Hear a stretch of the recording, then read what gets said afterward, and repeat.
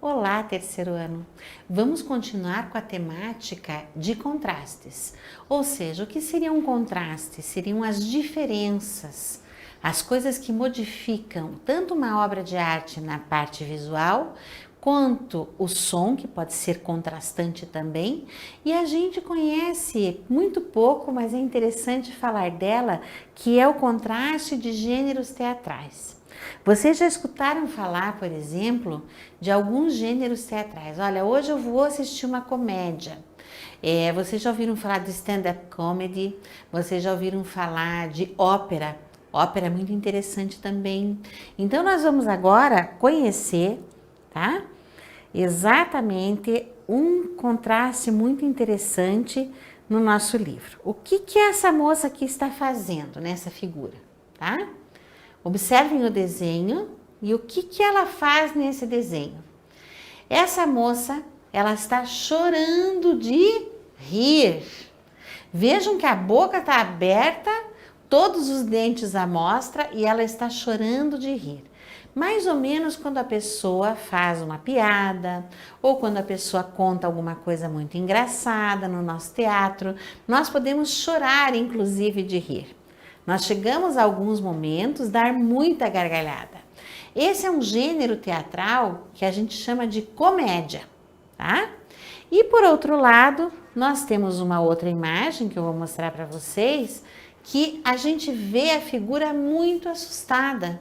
Nós conseguimos ver que a moça, inclusive, leva as mãos ao rosto, como naquela pintura do Edvard Munch, que ele faz o grito, ele coloca as mãos aqui no rosto do personagem e grita, ele tem os olhos assustados. Então, essa imagem aqui, ela representa um outro gênero teatral chamado tragédia.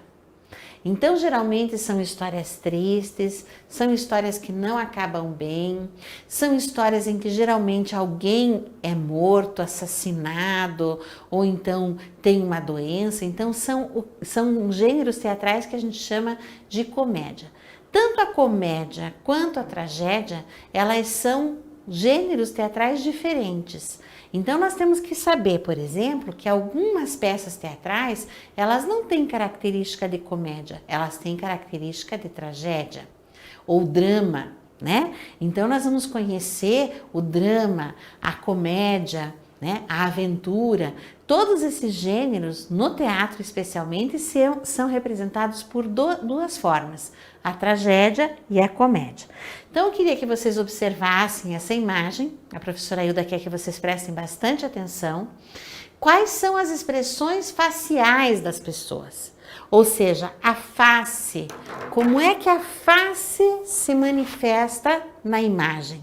Se a face está tranquila, está agradável, é um gênero teatral. Se a face se encontra desta forma aqui, provavelmente seria uma tragédia, certo?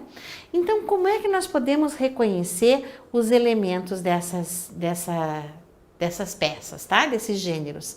Na sessão Conversa Vem, vocês vão observar o seguinte, a pergunta é: como você acha que é uma peça teatral com um tema trágico ou cômico? Como será que é uma peça teatral com o tema cômico?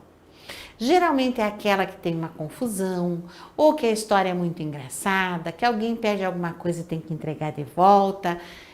Coisas mais engraçadas acontecem e vão depender muito da peça escrita e do ator. Então, a comédia, ela sempre é expressada pela alegria e pelo riso, tá? E já aqui a tragédia, ela é expressada pela aparência facial de medo, de angústia, de sofrimento. Então é muito interessante a gente observar, por exemplo, pessoal, que na página seguinte a gente consegue observar os gêneros teatrais. Que gêneros são esses? Tá? Observem aqui. As histórias trágicas podem conter também momentos muito engraçados, assustadores, misteriosos, reveladores, entre outros. Assim como nas comédias, também podem acontecer situações assustadoras, terríveis e trágicas. Contudo, nem sempre foi assim. Na Grécia Antiga, em torno do século IV a.C., surgiu o primeiro gênero teatral, tá? A tragédia. Então vejam que essa é uma arte muito antiga. A gente até brinca quando acontece alguma coisa muito triste, muito trágica, a gente fala, nossa, isso é uma tragédia grega. Nós usamos essa expressão muitas vezes porque foi lá na Grécia que nasceu esse gênero teatral chamado tragédia.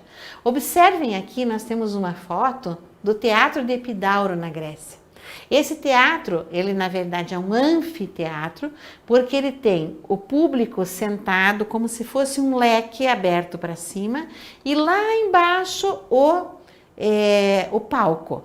Então, vocês sabem que é um teatro que tem uma acústica tão boa, o som é tão bom nesse teatro, que a gente consegue, jogando uma pedrinha lá embaixo, nós conseguimos ouvir aqui de cima o som da pedra caindo.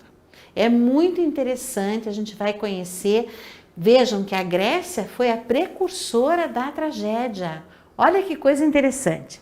Então, esse é o Teatro de Epidauro e ele tinha capacidade até para 13 mil pessoas, gente. 13 mil pessoas sentadas aqui. Imaginem vocês. Então, ele é famoso, conforme a professora falou, por conta da acústica, ou seja, o som que as pessoas produzem aqui embaixo no palco é ouvido lá para cima, aonde está a última pessoa sentada na última cadeirinha lá em cima, tá? Algum tempo depois surgiu a comédia, tá?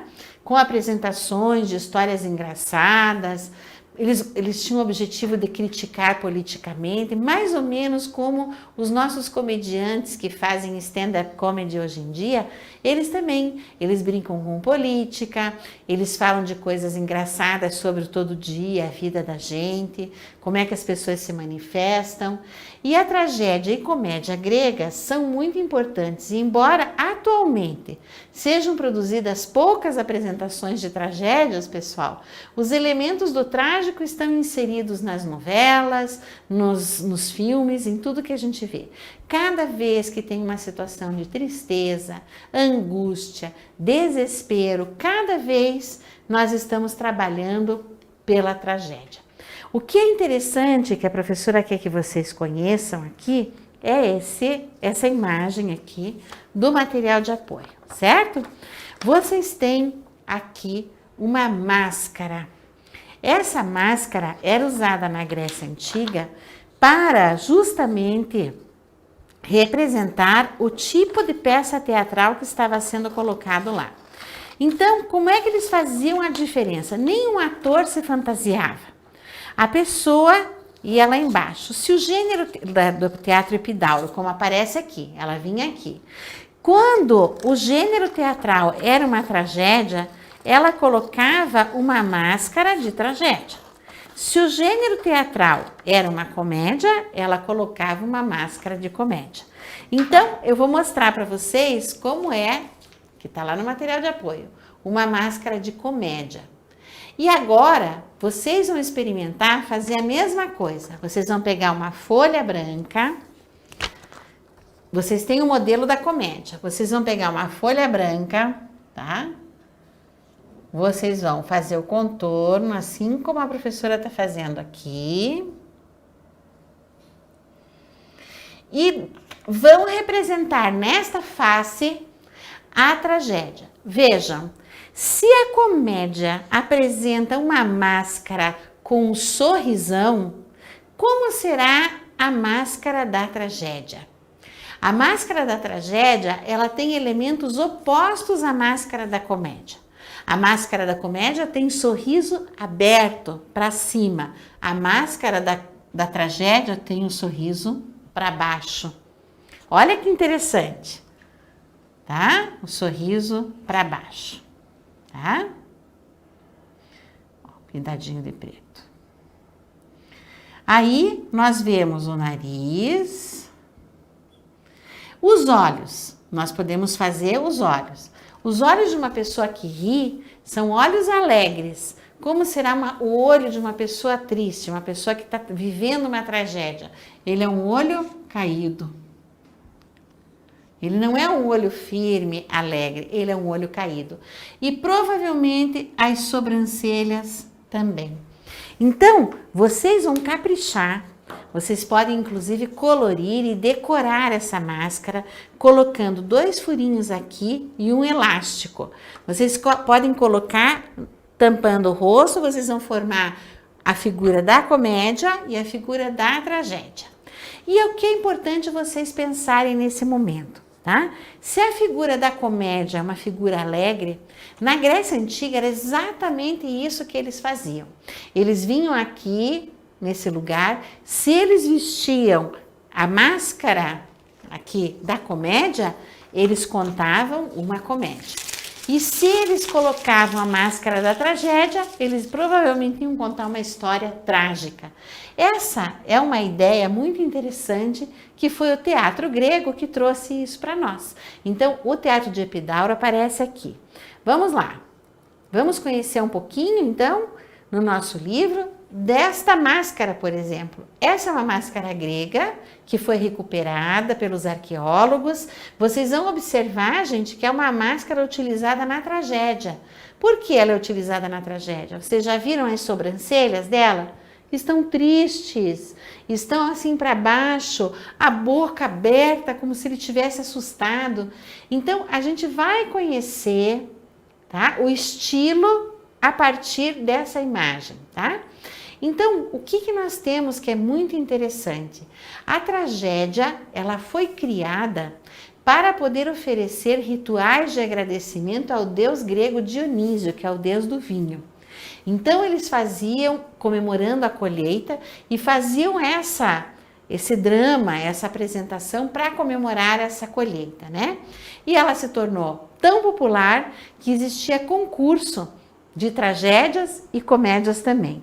Então, vocês vão lá no Aprender Brincando, vão brincar em casa, naturalmente, vocês vão conversar com o adulto que está com vocês e vão tentar descobrir uma tragédia, uma comédia, né? Então, por exemplo, quando a gente ouve sons de aplausos, gritos, geralmente é porque o teatro foi muito bom, né? Essa é uma característica dos teatros. Quando a gente vai e a gente vê uma comédia, olha lá, palmas, palmas, palmas. Às vezes, as tragédias também são aplaudidas veementemente. Então, vocês vão prestar atenção e tentar encenar essa máscara, tá? Vamos fazer a máscara do teatro. Aqui vocês têm a máscara da comédia e a máscara da tragédia. O que é importante? Para deixar um pouquinho mais durinho isso aqui, vocês podem colocar um papel cartolina, papel cartão mais forte. Vocês colam, recortam e vocês vão decorar essa máscara, tá? Então tem uma cidade na Itália muito famosa chamada Veneza.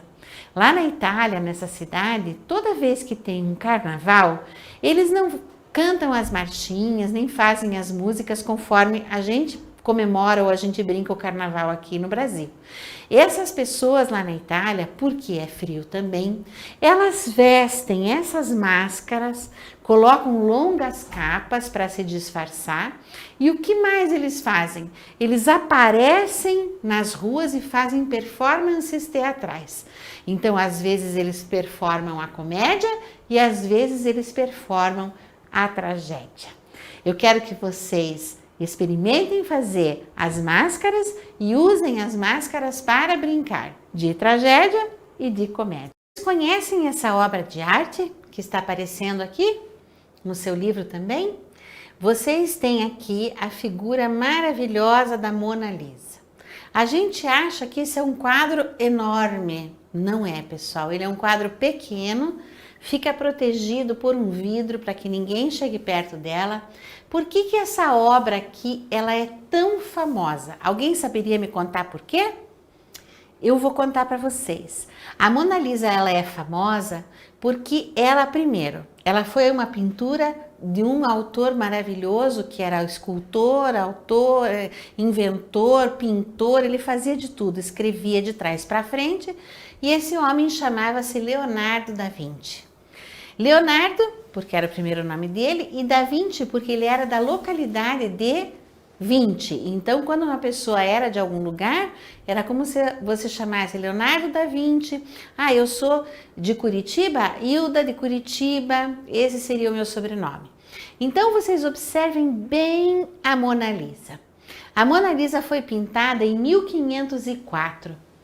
Um pouquinho depois que o Brasil estava sendo descoberto, gente, pelos portugueses, né? Ele foi achado pelos portugueses. Então, vamos olhar essa imagem aqui. E o que nós vamos observar que é o mais importante dessa obra e o motivo pela qual ela ficou muito famosa? Primeiro, ela é uma imagem serena e ela aparenta nesse primeiro plano a figura. Então, o que nós estamos olhando aqui? A figura, certo? Onde é que está o fundo da obra? É toda essa parte aqui que representa o fundo.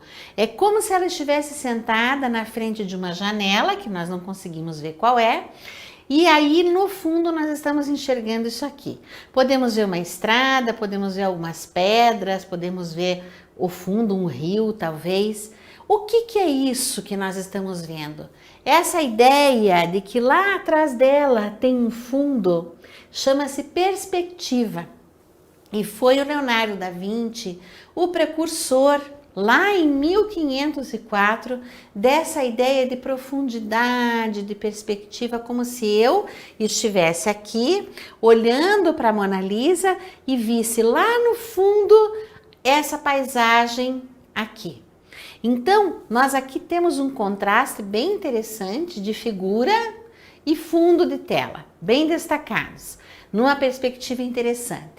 Tem outra coisa interessante desse quadro, que talvez seja o motivo pelo qual ele ficou tão famoso assim, que a gente pode olhar de qualquer perspectiva, a Mona Lisa estará olhando para nós. Então, preste atenção. Quando vocês estão aqui de lado, a forma como Da Vinci pintou os olhos dela, quando a gente está aqui de lado, eu posso olhar para ela, ela está olhando para mim. Olha que interessante, prestem bastante atenção quando vocês admirarem essa obra, tá? Aí quando eu vou andando para cá, ela está me acompanhando com os olhos dela. Isso chama-se perspectiva, ele era muito bom nisso. E eu vou indo para o outro lado do quadro, certo? Se eu ficar aqui, pronto, a Mona Lisa está olhando para mim. É interessantíssimo. Então vocês vão encontrar nessa obra de arte esse recurso do Da Vinci chamado perspectiva. Aqui o livro, o trabalho artístico sugere que a gente faça um jogo teatral. Vocês podem, quando vocês encontrarem amigos, fazer essa brincadeira. Usando uma moldura, tá? Nós vamos escolher que figura que nós vamos colocar atrás e alguns serão os quadros e outros serão os visitantes do museu que vão ver os quadros, certo? Então é uma figura bem realista. Nós vamos colocar como se fosse uma moldura em volta da gente, que pode ser feita de cartolina. Alguns vão comentar e outros vão ser as obras de arte. Essa é uma brincadeira bem bacana. E aí, nós temos nos jogos teatrais um autor muito famoso e maravilhoso em inglês chamado William Shakespeare. Qual é a característica muito interessante do Shakespeare? Ele também trabalhava com peças de teatro e escrevendo, tá? Essas peças de teatro entre tragédias e comédias. Ele usava os dois gêneros teatrais dos gregos para fazer comédia e para fazer tragédia. O que a gente tem de mais famoso do William Shakespeare? Nós temos uma peça que é uma tragédia chamada Romeu e Julieta. Romeu e Julieta é uma peça, ficou famosa porque ela conta a história de duas famílias inimigas, tá? E essas duas famílias inimigas, uma tinha um filho chamado Romeu e a outra família tinha uma filha chamada Julieta. Ela se passa na cidade de Verona, na Itália, e essa é bem contrastante essa história, porque os jovens das famílias inimigas, eles são apaixonados e as famílias não querem. E eu queria muito que vocês lessem essa história para conhecer qual é o final dessa tragédia. Existem inúmeros filmes que contam a história de Romeu e Julieta e vocês vão poder então falar dessa situação, dessa história e vão poder contar, certo? A primeira peça do Shakespeare chama-se Comédia dos Erros. Ele escreveu O Rei Lear, Otelo, Macbeth, Hamlet, Romeu e Julieta, várias peças famosas que são famosas até hoje. Se eu puder sugerir um filme para vocês assistirem, que é muito lindo, assistam com os pais, chama-se Shakespeare Apaixonado.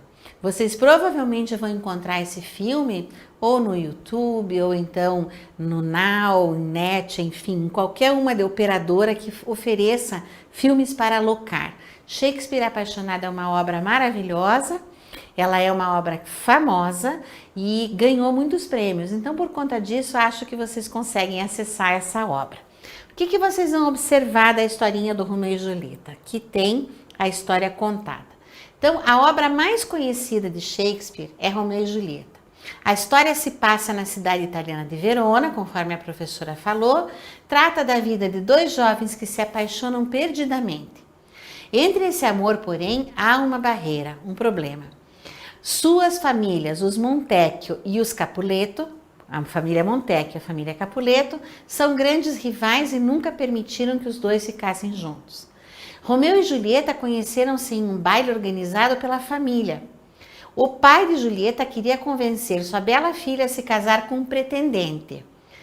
No baile, Romeu encontra Julieta por quem ele se encanta. Como ambos usavam máscaras, as máscaras teatrais, era um baile de máscaras, eles só descobriram que eram de famílias inimigas após o baile, quando já estavam apaixonados.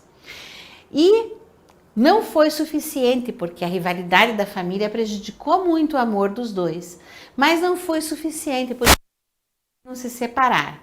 E essa peça de Shakespeare teve inúmeras montagens e até hoje ela é representada por meio da ópera, no teatro, filmes, de tantas formas. Então a história foi transformada em quadrinhos pelo Maurício de Souza, usando a Mônica como personagem, Cebolinha também. Vocês podem encontrar essas versões em vários lugares da internet. O que eu gostaria que vocês prestassem muita atenção? Vão procurar, tá? As histórias do Romeu e Julieta e descubram, por favor, qual é o final dessa obra, certo?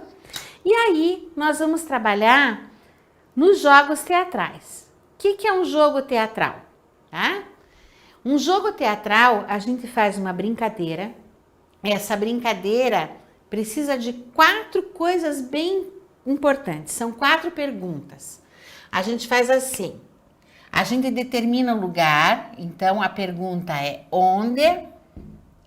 Depois a gente determina o tempo, ou seja, quando. Aí nós determinamos os personagens, quem. E aí nós determinamos a ação teatral, ou seja, o que aconteceu, tá? Então, pessoal, para nós brincarmos de jogo teatral, vocês precisam sentar com um adulto que está com vocês, tá? E ou irmãos, amigo que esteja com vocês também. E vocês vão fazer a seguinte coisa, vocês vão combinar uma história e vocês têm que responder a essas 4 perguntas. Onde aconteceu? Quando aconteceu? Quem participa da história? Quem são os personagens? E o que aconteceu?